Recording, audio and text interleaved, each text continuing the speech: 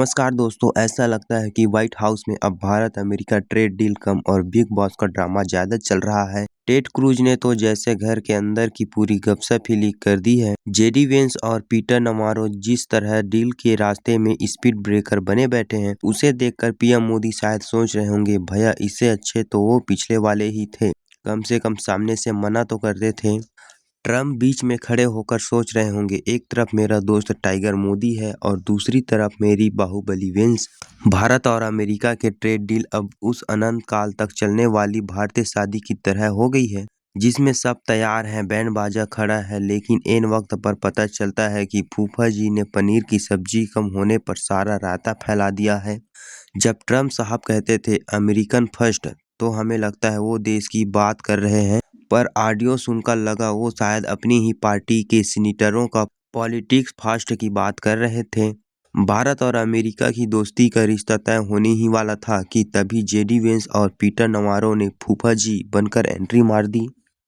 Ted Cruz बेचारे card बांट रहे थे और यहाँ वेंस और नवारो ने पनीर कम है बोलकर पूरी डील ही रुकवा दी। टेड क्रूज उस एम्प्लॉय की तरह है जो बॉस के पास जाकर कह रहे थे, सर मैं तो फाइल ले आया था पर जेडी और पीटर ने मेरा पेन छुपा दिया। इधर भारत बैठा सोच रहा है कि भाई ट्रेड एग्रीमेंट साइन करना है या बिग बॉस का कोई टास्क चल रहा है।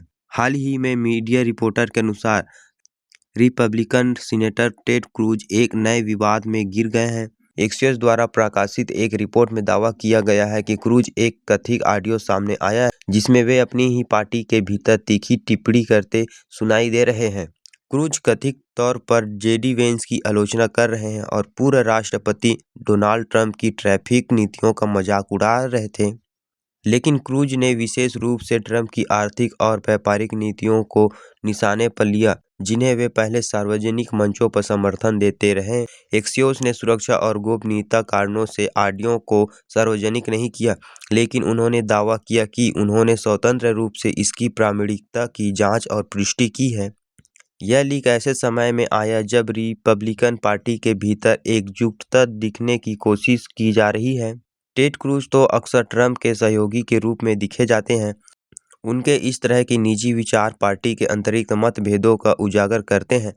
विशेष रूप से ट्रैफिक नीतियों का उनका मजाक उड़ाना उनके आर्थिक दृष्टिकोण और ट्रंप के अमेरिका फर्स्ट एजेंट के बीच विरोधाभास पैदा करता है। ऑडियो में क्रूज भाई एकदम बगावली तेवर में सुनाई दे रहे हैं।